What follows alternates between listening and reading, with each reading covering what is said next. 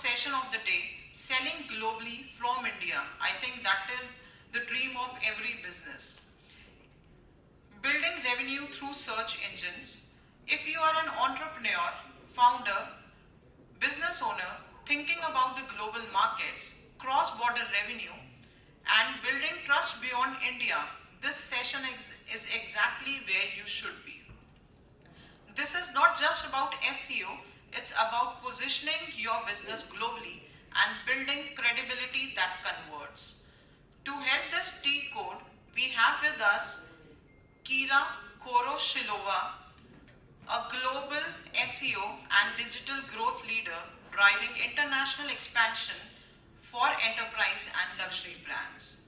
As the founder of Diary of an SEO, she architects high-performance organic strategies, leveraging multilingual expertise and cross-market insights to deliver measurable impact and sustained competitive advantage worldwide. She is a digital marketing professional specializing deeply in SEO and is known for helping brands build strong global digital presence and unlock cross-border revenue streams. She helps UK businesses expand globally and acquire customers through SEO and AI search. She has traveled across the market and worked with global businesses, and today she is here to share what exactly works when selling globally. Kira has traveled from Thailand, like after delivering a lot many sessions, to be here with us today. So let's make it count. Ladies and gentlemen, let's put our hands together and give her a warm Thai welcome, Kira Khoroshilova.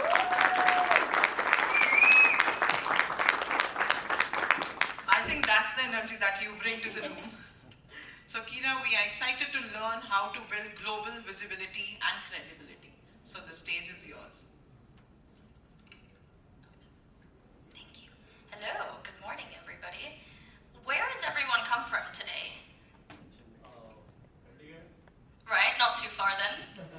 Anyone further afield in India? No? Everyone's from Chandigarh. Put your hand up if you're from Chandigarh. Where are you from, green shirt? Sisa, Okay, where is that? surrounding areas. Amazing. Who else? Anyone from Mumbai, Delhi? So this is Chandigarhian room. This time. Yeah, apparently. Awesome. Okay. Do I have a clicker? Yeah. Lovely, thank you.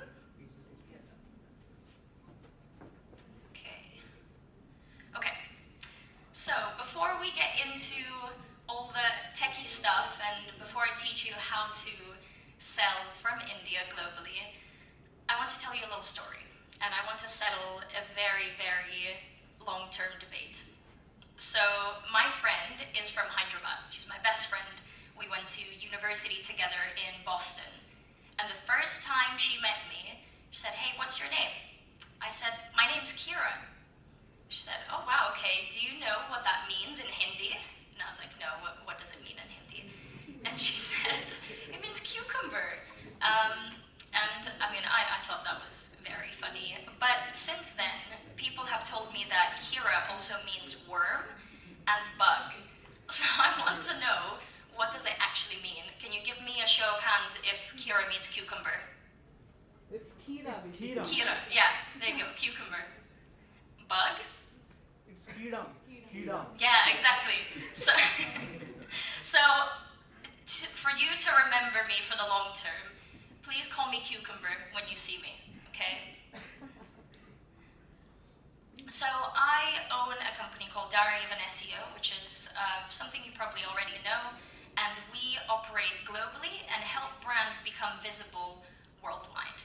I always believe that we need to think way beyond our borders, and there's a lot of money and a lot of exciting stuff waiting for us when you start expanding.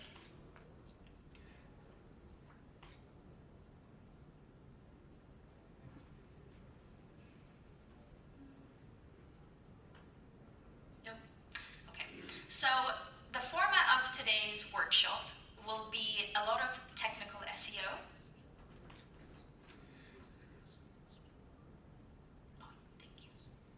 So I will help you sell globally without a single flight ticket. And I will tell you exactly how to do this from a technical perspective, but most importantly, a cultural perspective. Because before you can make a lot of money worldwide, you need to understand what people are like. So these are the 4 things that I want you to walk away with today. There will be a lot of information. I will give you time for questions, but make sure that you're taking notes, taking photos, and really absorbing all of this information. Because this, you being in this room, is the best decision you're going to make for your business. A little bit about me. So I am from Russia. I started Diary of an SEO in 2023 because I believed that everyone deserves to be seen. And I want search to be a lot more globalized. So I started Diary of an SEO, and ever since then, we've been helping companies expand, make a lot of money globally, and understand everyone's culture. I myself have lived in 12 countries, and I speak 2.5 languages. I normally say 3, but I don't want you to test me, which are Russian, English, and Mandarin. I want to start with the hottest topic, money, right? Why do we do all of this? SEO is all about making money and getting conversions. It doesn't matter if you're ranking really well, if you're getting clicks, if you are not making those conversions. So I want you to have a look at this table, and I want you to absorb this information very carefully. By not going global, you are missing out on incredible amounts of revenue. You might have the best product in the world, selling in India, ranking really well, but your product and your ideas might be exactly what they need in the US, in the UK, in Australia, but you haven't dipped into those markets yet. So I want you to look at this, and I want this to be a motivator to start thinking about expansion. So some of this might resonate with you. You might be a business that hasn't yet gone global, but you have thought about it. How many people have thought about expanding into at least one country? Put your hand up. Amazing, amazing. How many people are already expanded into at least one country? Hands up. Amazing, okay. And how many people are selling worldwide? Okay, amazing, awesome. So the people that are already selling worldwide might have this issue. You might be ranking well, you might be getting clicks, but you might see conversions being a little bit slow, a little bit less than you expected. And that is what we'll tackle today. The people that are just at the beginning of their journey, I will tell you the first steps that you need to take to start going global. So step 1 obviously starts with keyword research. This is Mangools. How many people have heard of Mangools? Great. You need to use this tool. So Mangools is one of the best tools for keyword research, especially global keyword research. If you have a look at this example, it actually drills down to the city and the state. So you can do hyper-global SEO if you're planning to sell just to the New York market, for example. So your first step is to have a think what your value proposition is. What are you actually selling? Think about that right now. Now, think about 5 keywords, very, very top level, nothing long tail, of what you're selling. It could be a SaaS, it could be an online service. How about I pick on someone who wants to be picked on? Put your hand up. Well, I am going to pick on someone. I was a primary school teacher, so who am I going to pick on? Lovely lady in the red shirt. Yep, yes. What do you sell? Yeah, I sell digital marketing services. Amazing. And are you currently just in India? Yes. Are you planning to dip your toe into international markets? Yes, of course. Excellent. Okay, well, I will use you as an example then. And what is your USP? So what kind of digital marketing? SEO is the use. Excellent. Okay, thank you very much. So you are selling SEO currently in India, and which markets would you like to go into? Generally all the market, but yes, the local markets, likewise, local sellers. Yes, okay. So would US be an interesting one for you? Which one? USA? Yeah, Yeah. USA is also interesting. Okay. So what you do when you have an SEO service that you want to sell globally, this is actually a trickier one than something like a SaaS. But look at your USP. So with just an SEO service as a whole, it's very hard to penetrate a global market because there is already demand, right? So you need to create demand based on that unique aspect of your service. Are you better priced? Do you deliver results faster? Is there any niche or industry that you specialize in? Those are the keywords that you would be putting in here. So this example here is a global negotiation training consultancy. They operate in 67 countries, and this was step one. This was when they were just operating in the UK, and we started looking at the most top-level keywords to see demand. So before you do anything complicated, you need to understand, do people actually want this? There is absolutely no point trying to expand into any country before you gauge the demand. So once you do your keyword research on mangoes, please write this down. This tool will change your life. Do your keyword research for, say, 5 countries at most to start with. I would also suggest doing English-speaking countries first, because I don't suppose many of us speak Chinese in this room, or Portuguese, or Spanish. If you do, you should definitely try that market out. But just as a starting point, do the English markets. They've got the highest GDPs, the lowest barriers to entry. So that is the best next step for you to take. The next thing is the technical international SEO. This is very, very, very complicated.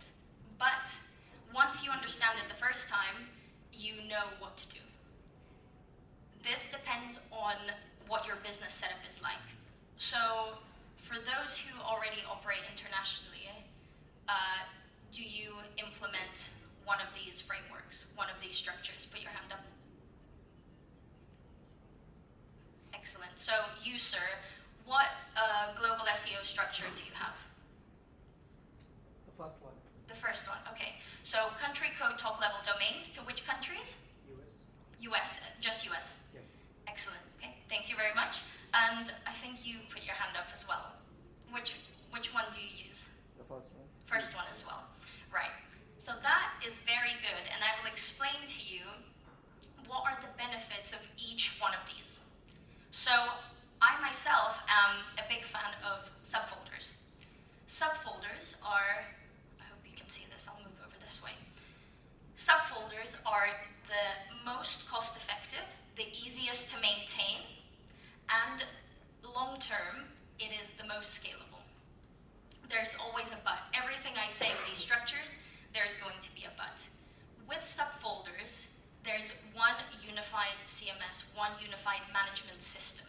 So if you're operating a global franchise, or you've got big ambitions to build the next Fortune 500, this might not be as future-proof. With global SEO, once you start a certain structure, ripping it apart and maybe going into CCTLDs is going to be quite complicated. So this is best for smaller businesses, and this is also best if you are not working with a very large budget. The issues with this is that you will need a content delivery network if, say, you're operating in India, Mexico, and New Zealand, right? Those countries are very far apart from each other, and when you're operating on a single server, you are going to have issues with rendering and loading times. The next one is a subdomain. You've got examples here of all the large companies that use this. This is for, again, separation and autonomy over CMS platforms. So this usually has nothing to do with SEO as much as it has to do with who governs what part of the website. So HID Global Accessibility, for example, I'm sure we all know it. any key cards, any sliding doors, they created. So they use this structure for the blog because a team in a different country manages the blog. So theirs is blog.hid.com. So it sits outside the main domain. Same with trip.com. So this is kind of the middle ground between the subdirectories and the CCTLDs. I don't frequently use this, if I'm fully honest with you, and there is generally, apart from if you are trying to work a blog on a separate subdomain, there is no real reason to use this unless you've got some management reasons. Then we've got the CCTLDs. You might think this is the best way to go, but there is a lot of buts in this structure. It's more expensive to maintain. If you're working with 5 or 6 countries and you have a domain for each of them, that is very expensive. That is 6 different CMS platforms, 6 different teams, 6 different coding stacks as well. So I would think very carefully whether it is worth it for you, not just based on SEO, but also based on the cultural side of things. For example, some countries, like Australia, they would always prefer to click on a .com.au or a .au than a subfolder or a subdomain. They're very particular with staying local. So apart from just the finances and the business structure and the tech, you need to focus on the culture of every country. Same as Malaysia. So Malaysians would click on a .com.my a lot more than they would on anything else. So before you start mapping out where you're going, understand what the future of that domain will look like. There are a lot of benefits to this too. So you have much stronger authority. So a domain that is a country code top level domain for the specific country will give you the most authority out of all of these 3. The benefit of a subdirectory is every link you build goes into one domain, so it's a lot stronger. Here, if you've got the US and say India, you're building links to those individual domains. Again, quite expensive. Now, even more techie stuff, hreflang. How many people have heard of hreflang? Put your hand up. Very excitedly, we love hreflang. Yay. Really, that's not very many people. Okay, so hreflang is an attribute that tells Google what is the preferred version of a page in every given country. It connects the dots between multiple versions and says, hey Google, I've got the same page in 7 languages, and this is fine, this is not duplication. This is now getting very outdated because of AI, because of dynamic IPs, but it is still very important to implement. The trick here, and all the hreflang people know this, I hope, is that you can get it wrong very quickly. So every hreflang version needs to reference itself, its identical counterpart, and a fallback.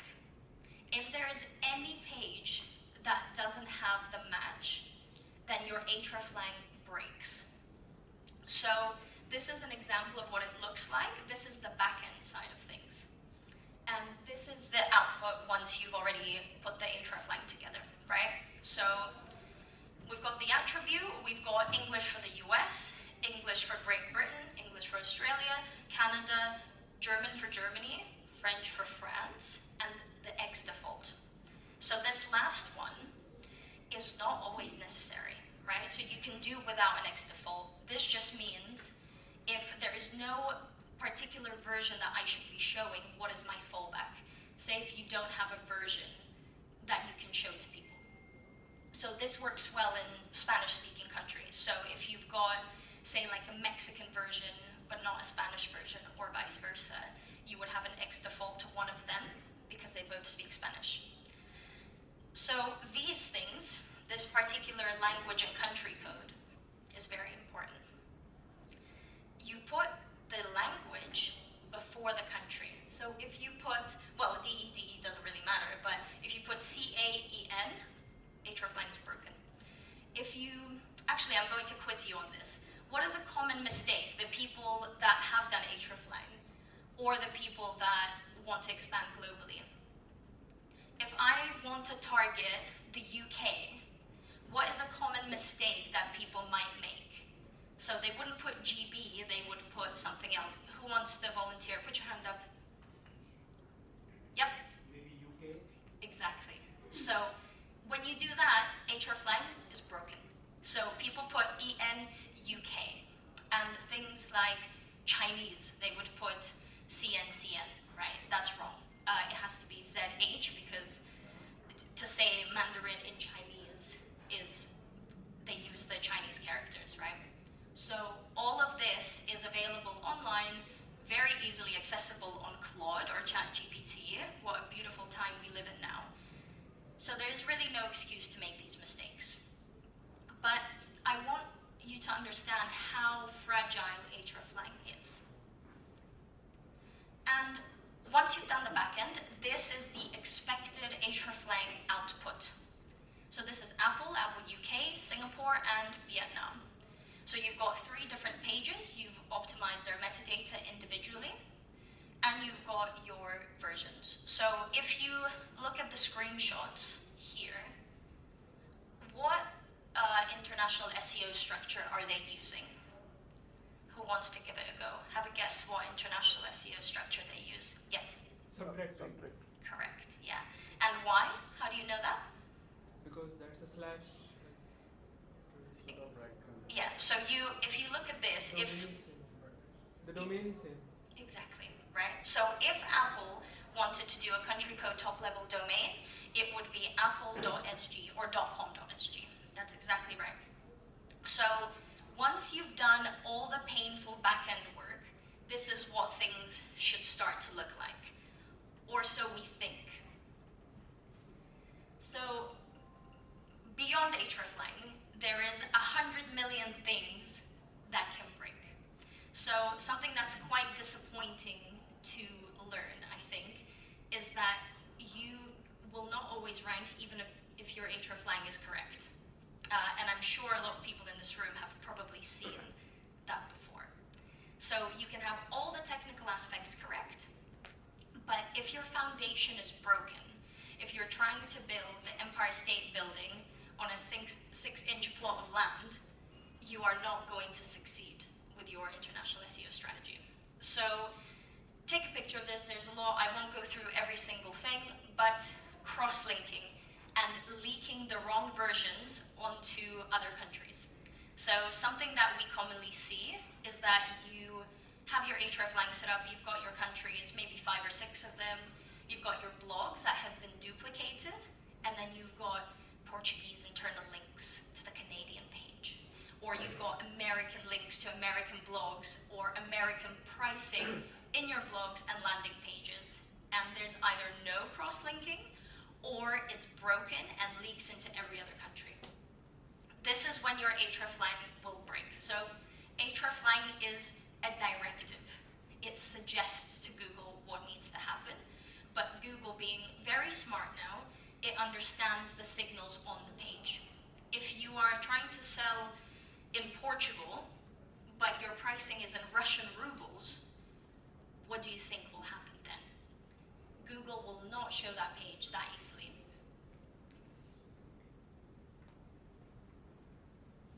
Now, the age-old question, how do we rank in AI?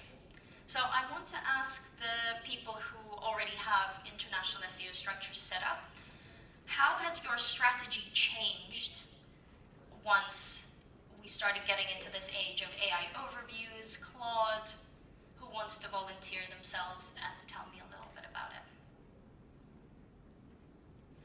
What have you done with your strategy? I would assume it's different now, to sell to markets abroad. Who wants to give it a go?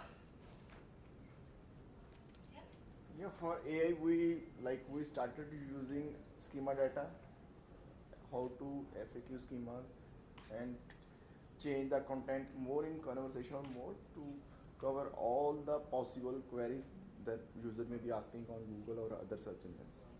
Thank you very much. So people at the back who probably didn't hear that. So what is your name, sorry? Satvinder Singh. Satvinder Singh. Satvinder. Lovely to meet you. That is so much more complicated than I expected. So this lovely sir was saying that they do a lot of schema markup, so a lot of back-end work for LLMs and AI agents to understand what's going on, a lot of targeted user queries, and this is actually called atomic answers, which I will go into a little bit later. Does anybody else want to share the things that they do differently now? I saw a lot of hands who do international SEO. Yes. Currently, I'm working on Reddit.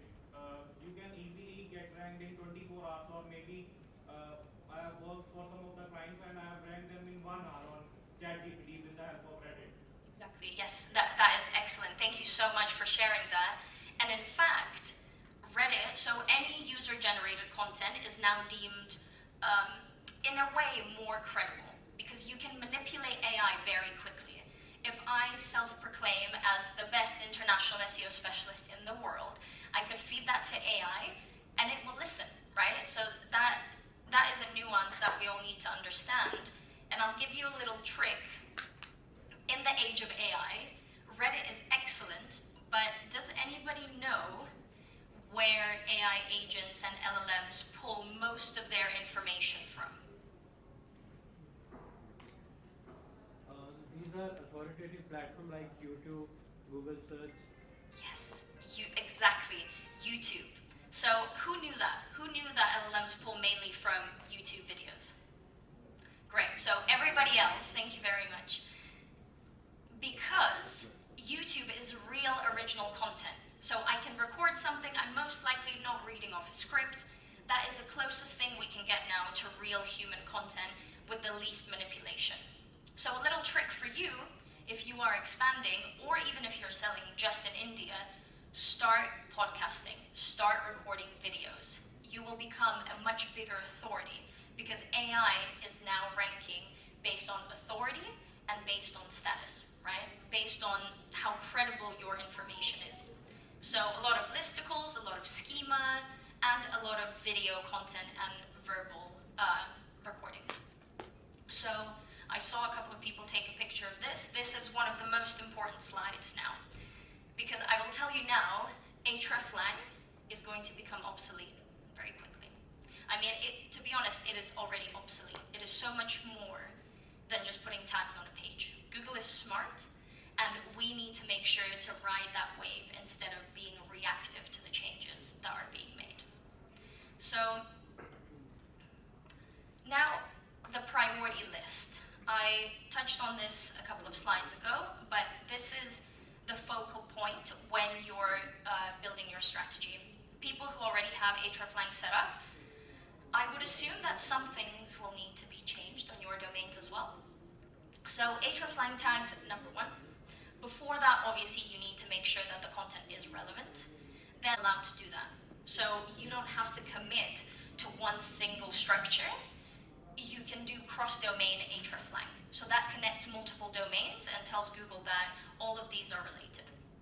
This helps you fix the issue of countries that prefer more local domains, so Australia, for example, or countries that don't really care that much, like Singapore.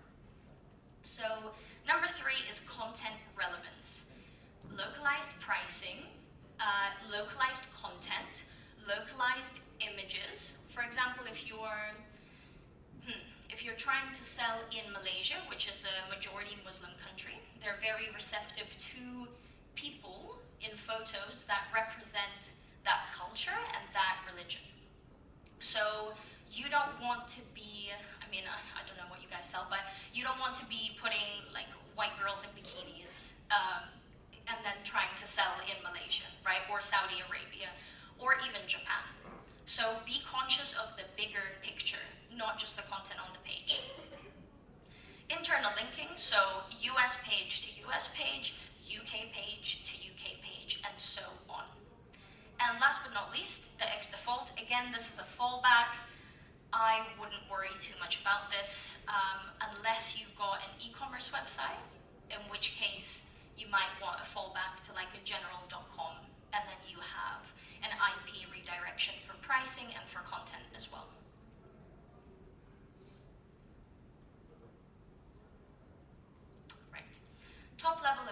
information. So this is pricing. So you would be amazed at how many people forget to change the pricing based on the country.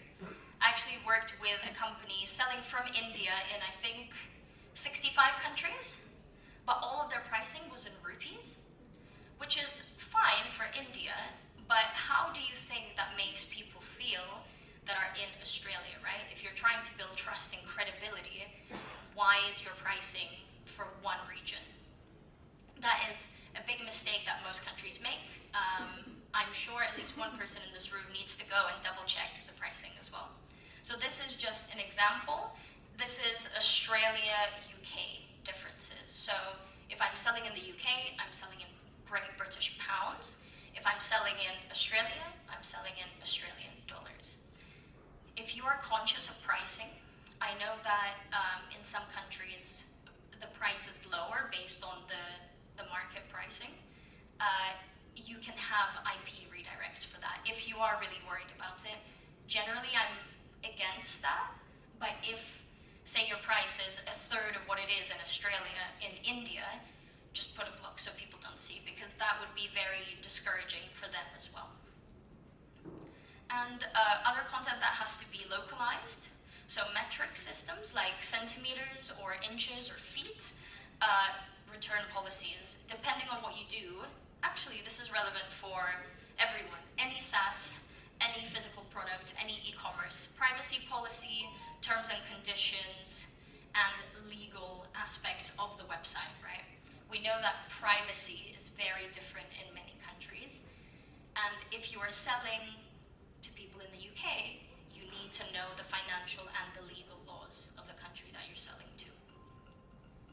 Now, these are use cases of hreflang. I'll step back so you guys can take a picture of this. So when to use it and when not to use it.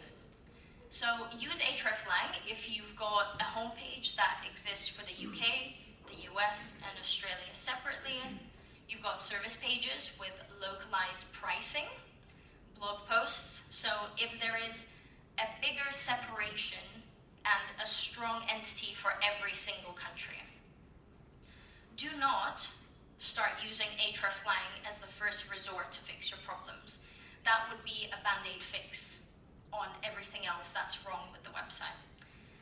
Although hreflang is the number one in terms of the order, if you know that you've got things to fix, don't put hreflang. I have to tell you that no hreflang is better than bad hreflang. We had a client that we worked with recently who had a very messy website. We completely shut off their hreflang and their rankings started recovering. If you're giving Google mixed signals, it gets really anxious and it doesn't want to do anything anymore. So when you're doing this, treat Google as a small child. That's what we like to do, and it makes our work so much easier because you understand how it thinks. Now, I'm focusing on UK-US market expectations because that is normally the countries that people want to go into. So, once you take a picture of this, give me a show of hands if you want to expand into the UK or the US. Put your hands up. Okay, that's quite a few. What about Australia? Okay, that's a lot as well. Any other countries I haven't mentioned? Just shout. UAE. Huh? UAE. UAE, excellent. So that one is a very tricky one as well. Anything else? Germany. Germany, yep, that one is an excellent one. So all of the ones you guys have just mentioned, they are the highest GDP, one of the highest GDP countries, and always on the top of the list for expansion. UK, US, Australia are in a way a lot more straightforward. UAE is when it starts getting complicated. Germany is when it starts getting incredibly complicated. So in terms of the US and the UK, what you do want to do is make sure that it's relevant to that country, right? I already mentioned this, but no phone number, starting with +91. Don't say inquire now with no pricing. British people, they like to know how much things cost. They think that people are out to get them a lot of the time. So you want to be very clear and you don't want to be pushy with them. as I mentioned before, no stock photos of, I don't know, like an Indian landmark, right? And it doesn't matter if you're in India, that's not the point. The point is you instill trust regardless of where you are. So Western companies, they don't have a lack of trust for Indian companies, they have a lack of trust for absolutely everyone. So you really have to prove that you are the one for them. And I truly believe that businesses here have so much to offer, and the standard of service is so much higher here than it is in a lot of UK companies. So you guys need to be there. You need to put yourself on that map, but you have to do it correctly. So credibility, proof, not claims. I know that people don't really like putting testimonials with names on them, but if you can, make sure that you show the data and you prove that you are what you say you are. Don't just say, oh, I'm the best SEO specialist. That is not an objective claim, right? That is a subjective claim. You need to say, I grew this business, they got 10x return on an X amount of investment, here's their testimonial. That will always work so much better than claims about how good you are. And even if you won an award, right? People like putting things about the awards that they won. Award-winning SEO agency, award-winning SaaS, award-winning this. I have to tell you, that doesn't really matter. That is not going to sell your case. Kira, one question here. Yes. Like when you mentioned in the last one, stock photos of the Indian offices, since we are operating from India, so what, as a suggestion, you expect, like what photos we need to actually post onto websites or wherever? That is a great question. So I guess the key word here is the stock photos. So if you have an India team, interview them, do like a, meet the team type of thing, but don't make them stock photos. So no Pixabay, no like fields of green. That happens a lot. So connect with the audience. There is no issue that you operate out of a different country. The issue is as you hiding behind AI avatars. I've seen people put meet the team with just AIs. That is the opposite of what you want to do. So interview every team member. Say, this is Robin. He's our SEO specialist. He's been with us for X amount of years, and he lives in Chandigarh, and he's amazing. So connect. We forget about the human connection, right? We're all trying to sell, but we forget that we're all people, and people buy from people. Now, trust signals for international visitors. Again, this is in a priority order of highest to lowest. They're all pretty high on the priority list. So case studies with real metrics, Google reviews, and reviews on Clutch. Again, Clutch is not exactly like a global thing. So make sure you research which trust signals are important for which countries. So every single country has its own platform of credibility. Make sure you find it. Local phone number and address, and I know what you might say. What if I operate from India, right? I don't have a local address. Two things you can do. One of them is get a satellite address, right? So you can say that you operate from that country and have that address listed. Secondly, you can just say that you do operate from India, but add more credibility signals so that Google understands that you are a global business. If you have branches in other countries, that is amazing. If you've got a physical office in those countries. I know most of us don't, but if you do, then you definitely need to put that on your website as well. LinkedIn, right? What I said about people buying from people, your brand and your company has to be filled with social proof. If you don't have a LinkedIn profile, if you don't have Facebook, if you don't have Instagram, if you don't have YouTube, if you don't have Twitter, people are not going to trust you, right? Even if you don't really post on all of the platforms, you have to have that social proof. You have to have the company registration. You need to prove to Google and to the user that you are credible. And again, not just for for these companies in India, everywhere. When I try to sell in the US and the UK, you have to prove who you are, right? And I operate from the UK, so this is just showing you how difficult it actually is. Now the 6 mistakes. So when you are going global, we like to focus local still. If you're building authority in India only, then you're going to be very strong in India and very weak elsewhere. So these are the top 6 mistakes that I've seen happen, and I'm hoping that you won't make them after seeing this. The first one is targeting Indian keywords. And what that means is, you know, you all speak, I assume like Hindi or Tamil or something, right?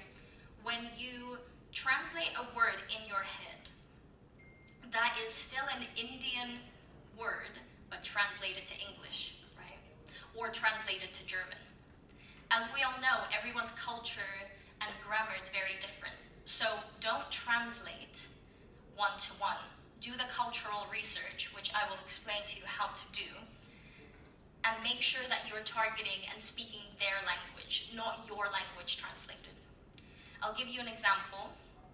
So I'm going to pick on Australia because Audrey is sitting in the front row. So do you guys know what Australians call flip-flops? Slippers. Does anybody know?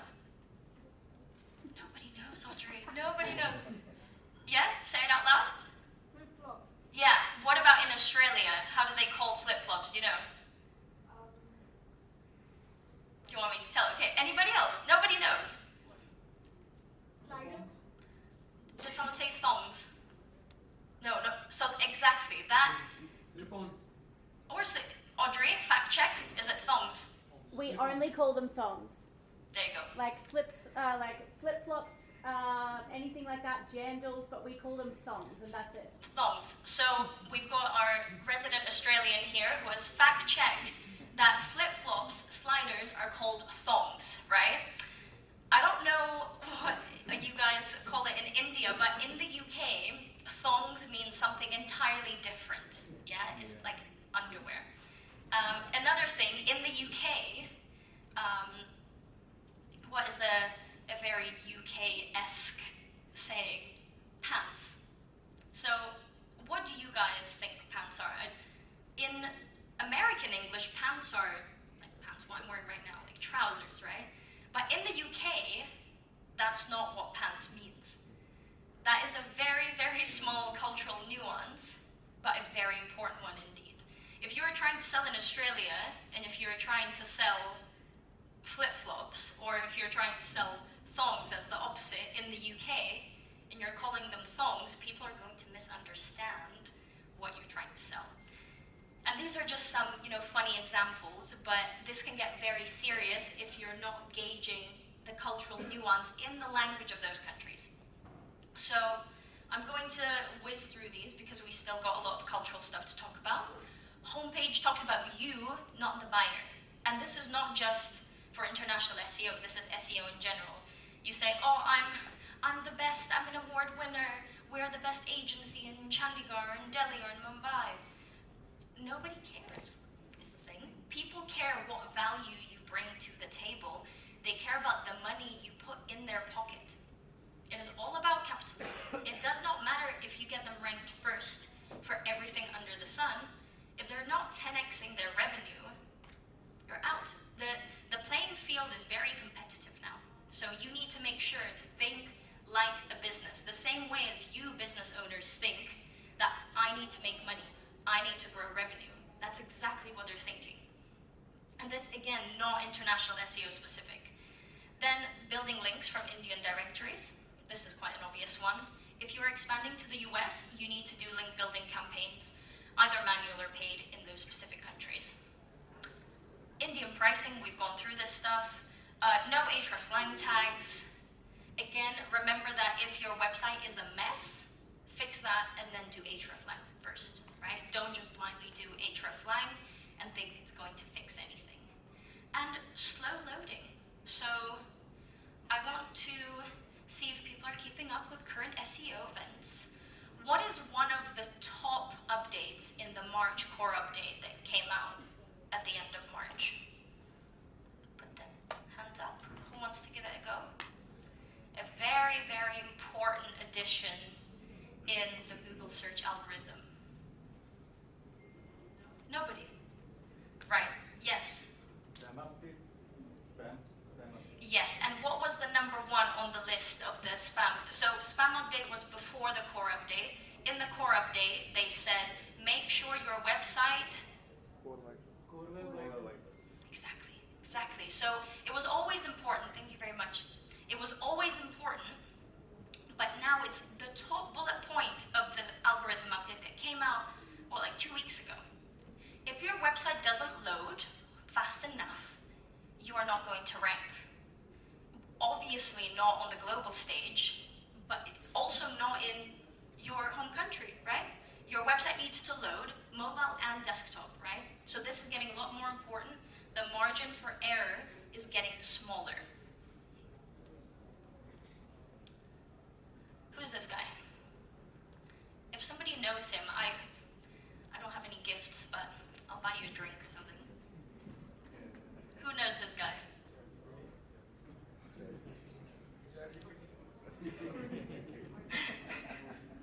Nobody knows him?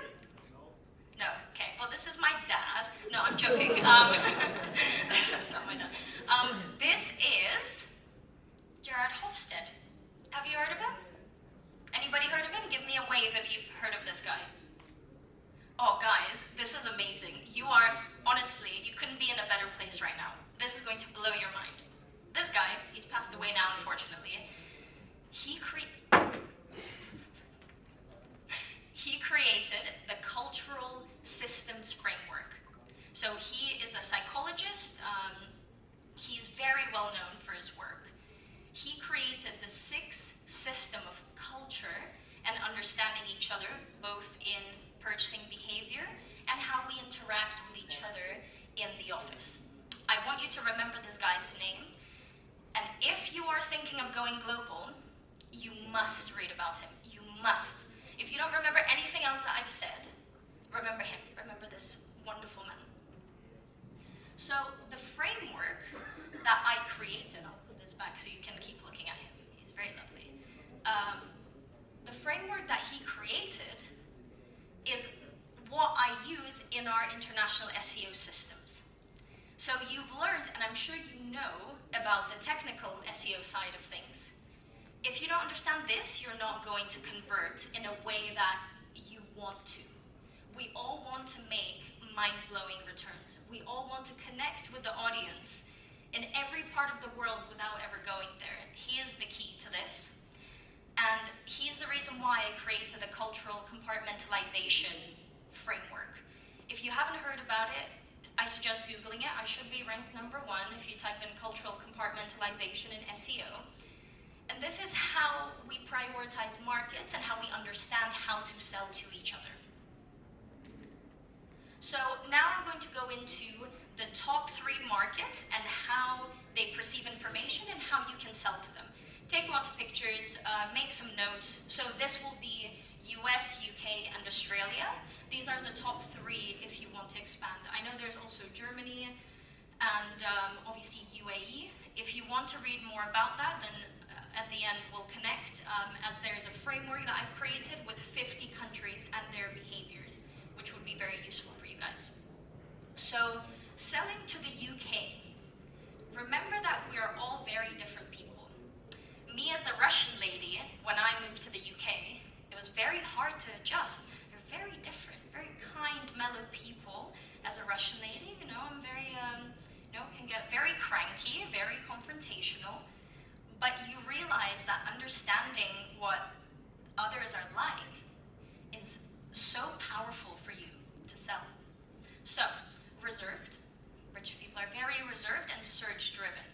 So they love price matching. My husband runs an e-commerce business and he gets an email every day saying, oh, I found it 15% cheaper, can you price match? Always. Everything you will ever do, they will want a price match. They're also very, as I said, mellow people, very how-to guide, very comparison-driven, right? So you don't want to be obnoxious with them. There is another country that you want to be really obnoxious with. You might already guess what that country is. But the hard sell does not work. Oh, have you checked my email 24 hours later? Does not work. You want to build rapport with these people. You want to become their friend. And I know that means a slightly longer sales cycle, but if that's what you gotta do, that's what you gotta do. So give them free consultations as well, if you obviously have the capacity for it, just so they can meet you and see who you are. This is very important in building a relationship with English people. So again, this is the stock photos. There was a question in the beginning, what photos should we use? Not stock. Never stock. Regardless of what you're doing, don't use stock photos. WhatsApp is the primary contact method. So this works in India, this works in Malaysia, this works in most of Southeast Asia. It does not work in the UK. People don't use WhatsApp like that yet. So again, pricing is incorrect. You want to have British pounds and no registered company. So a little story, my husband runs a business in the UK. He is born and raised British. And someone called him and said, oh, I had to call your suppliers and I had to go over your website because I thought you were a scam. He had all the business information on the website, right? So you have to really prove yourself every time. You have to put all the numbers, all the registration, all the testimonials to support yourself in this. So you have taken a picture of this, but case studies, comparisons, how-to guides, that is how you will sell to them, and try and sell them the dream, right? The dream that you can make a reality. Now, the US. The US are honestly the polar opposite of the UK. They love a hard sell. They love it. They hate their time wasted. You have to get on that call. You have to give them the next step straight away. What are you going to do? How much is it going to cost them? When am I going to see this result? And let's go. Okay, so it is a much harder sell, but it has to be built on a foundation, right? So your pitch has to be very strong. So short, punchy copy. How much is it? When will I get it? What will I do with it? What is the aspirational lifestyle that I'm promising to them? So whether it's a SaaS, like an AI SaaS of, I don't know, cutting down your hiring process by like 75% by getting AI to analyze your whatever resumes, right? They want their time back. So Americans are very time focused. And not like the UK where they're a bit mellow. Americans, they are positively obnoxious, right? Positively. You have to say, I'm the best at this. You want me, and if you don't work with me, you are missing out. If you try that same framework in the UK, it doesn't work, okay? And I speak from experience and many, many, many projects completed in America and the UK, right? You have to be a chameleon. Yeah, think about it that way. Be a chameleon and adjust to all of these countries. Also, American people think that like they own all of us. So they think a response in 5 minutes needs to happen, right? So I live in Malaysia, different time zone. You spend 2 hours in the evening having a cup of tea, and they say, where have you been? Why are you not replying? So you have to be on it. Again, the higher value the client, obviously the more incentive it is for you to reply, but you really have to step it up with them. Australia. So, Australians are quite a nice mix of both in a way, but they've got so many cultures and so many people that you have to really understand what you're working with. So there's no cookie cutter, they're like A, B, and C. You have to meet them, speak to them, and then adjust to what they're like. Because I've seen Australians be more like British people and like Americans, and then you kind of have to go from there. So, do you remember I said in the beginning, Australians prefer local. A lot harder to break into the Australian market than others, right? It is like a small village in the UK in terms of mindset of, I prefer local, I want to support my economy, which is, I think, incredible. And I also think you should have a country code top level domain if you're trying to go into the Australian market, and good connections in Australia. This is now advice beyond just SEO and your website, but have a think twice or 3 times before you go into this market. So they want social proof that is local, right? They've got a very strong referral thing going on. So if you worked with an Australian client before, that's really good. Put that on the website. So if you have no Australian references, and again, this is very similar to the others as well, exaggerated claims, I am world class, I am the best, I'm the industry leading, according to who, right? So again, no subjective claims. And Australians are lovely, friendly people, very kind, very easy to speak to. Try not to keep the communication overly formal. So you want to have a lovely mix of getting to the point, but not boring them to death with, you know, a blank face and this is what I'm going to sell you, this is how much it costs. They want to feel something, they want to feel a connection with you. And similar to the US, they've completely rejected a very complex onboarding, right? If you send them a proposal of 25 pages, do you think they're reading that? No. Not just Australians, nobody's going to read that. So get to the point. Canadians. Does anybody want to enter the Canadian market at all? Lovely, okay. So Canadians also, they're known as the kindest people in the world, right? So they're very mellow like the British. They've got parts of the US. And the reason I compare those 3 is because they're so different and the top 3 markets that we all want to penetrate. So in Canada, warm, professional tones do very well. So again, no stiff language, but no being completely informal. You know, they're not your best friend. Some countries prefer that kind of communication. Canadian pricing, mention multicultural teams. So Canada is a very multicultural place. If you speak French in Canada, does anybody speak French? No, never mind. Well, if you have any connection to French speakers, that will help you, right? We know that part of Canada, Quebec, is French speaking. Fire? No, okay. So they are also very big on privacy. Again, I saw a lot of people saying Germany, privacy and following the laws is very big in Germany as it is in Canada. So make sure you understand the local GDPR, privacy policy, returns, because they are very different in these countries. And again, if you don't show that you can give them a secure relationship in terms of data privacy, in terms of tracking you, and then you have just a, okay, yeah, that's illegal. You can't be doing that. You need to give them the option to opt in, but it automatically has to be opt out, okay? So anyone who is working in the UK, I think at least a couple people might have to go and fix the cookies. Same for other countries as well. Now, cultural compartmentalization, very long word, very simple concept, right? You group people based on their general behaviors. Again, this is Mr. Hofstede, who you learned about earlier. He is partly to blame for this whole thing. You want to group people, right? You want to understand how they operate.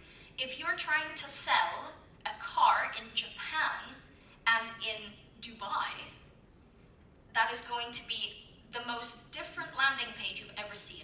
First of all, Arabic, they write the wrong way around, or the right way for them, I guess. The images that are used, the way you make them feel, right? This is an example for you. I think someone in the crowd was targeting UAE. I think it was you, wasn't it? You were going to expand into the UAE. Depending on what you sell, for example, Japan are very minimalist, very environmentally friendly, very modest. UAE people want power, they want wealth, they want status. There's a lot of that in the Indian market as well, right? The modernity, the status, the premium feel, the luxury. So make sure that you understand the difference, because if you're selling luxury and exclusivity in Japan, you might not do as well. And if you're selling eco-friendliness in Dubai, that's definitely not going to do well, right? So this is, again, a subjective framework based on the findings that we've had for all of these countries. So we've got the creator, the ruler, the caregiver, the explorer, and the leader, right? So I would say that India has a lot of traits from all of these. You guys would probably know best, but I would say India is definitely the leader, also the ruler, and the caregiver in different ways. So have a think about that. Have a think about what Indian people are like versus what Americans are like, or Spanish, or Germans, or Arabs. Now, how do you expand?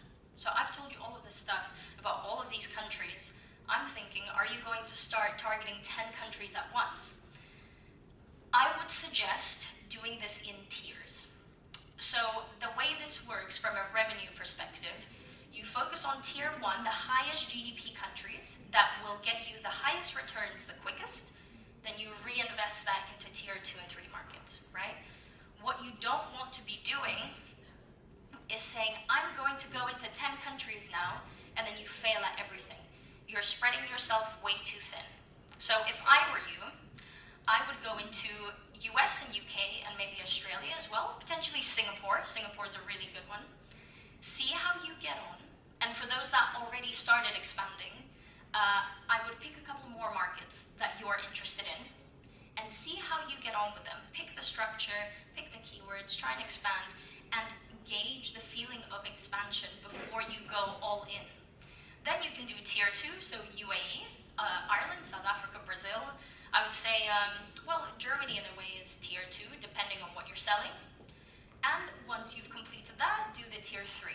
Before you know it, you're going to be in a dozen countries with a lot of visibility. But don't jump the gun, and if you don't perform well in the tier 1 markets, that doesn't mean go to tier 2. Don't skip steps, right? You want to see how you perform. If you perform well, you've completed the mission, next up, right? So take this as a very careful next step. What you don't want to be doing is spending money on things that aren't going to work, right? We don't have unlimited money. You need to allocate a part of the budget to expansion and get the revenue from it back, right? You don't want to be losing money. We've had clients who tried to expand into, say, 67 countries and lost millions of dollars. You don't want to be losing money, you want to be making money. Now, I know I said a lot of stuff. You guys have taken a lot of pictures, and I also know how this works. People forget. You never look at the slides again. I've done it myself. But I want you to think about the key takeaway for you, for your business. Think about that right now, whatever stage you are.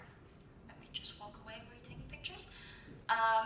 Whatever stage of your business you are, what is your personal next step, right? Your only competition right now is yourself. What is the next step for you to start being visible globally? So the takeaways, just 4, not too many. So UK, US, Australia, and Canada, they're psychologically incredibly different. So if you're trying to expand, think about that before you do. Cultural research is very important, and based on what I saw today, this is maybe one of the first times you're hearing about it, and I hope that it makes an impact for your business. Now, I did leave some homework for you guys as well, and I hope you would do it. Remember, when you are doing this, tier the expansion. Don't go all in, do it slowly, step by step. Good things take time. And remember, bad hreflang is worse than no hreflang. Remember that when you're doing your expansion.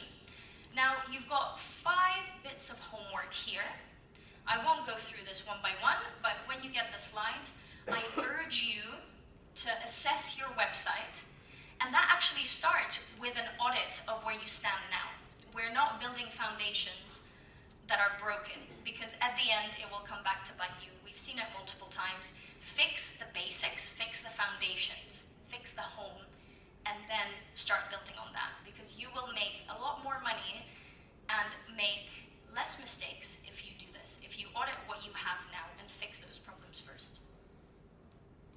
So I always say the best time to start going global was 12 months ago, but the second best time is today.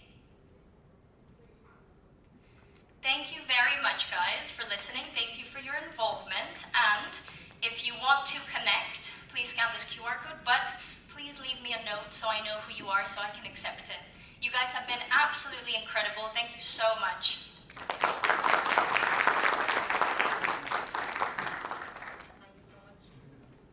Thank you. You can have this mic. Thank you so much, Kira. You can stay back just for a minute. Thank you so much, Kira, for such a powerful and practical session. I must admit, coming from an accounting and finance background, most of this was incredibly insightful, while HR E-flang went a little over my head. But everything else landed very well. And that's exactly the beauty of the sessions like these. They push us to think beyond our domains. You have given us a clear lens into what it truly takes to build a global first business, from understanding US, UK market expectations to building trust signals that actually convert. The way you helped us understand what actually works in the markets like UK, USA, Canada, and Australia, that was incredibly helpful for us. And one key takeaway that really stood out: social proof matters, whether it's LinkedIn, Instagram, Twitter. Your digital presence is your credibility in today's digital market. Also, those 6 mistakes to avoid were absolutely amazing. Such practical insights can actually save the founders time, money, and build the opportunities for us. And importantly, the emphasis on cultural research. It becomes very important to understand your audience, their expectations, communication styles, buying behavior, and what truly differentiates the business that scales globally from those that struggle. What again really stood out is going global is no longer a physical presence. It's about digital credibility, positioning, and yes, of course, consistency. Thank you so much for being a mentor to so many of us in our journey. Let's give Kira a big round of applause.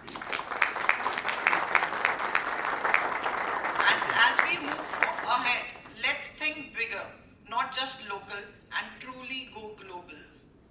So let me move forward for felicitating Kira on stage.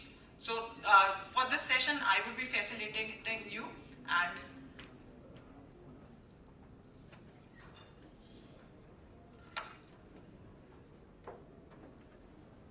So guys, a big round of applause.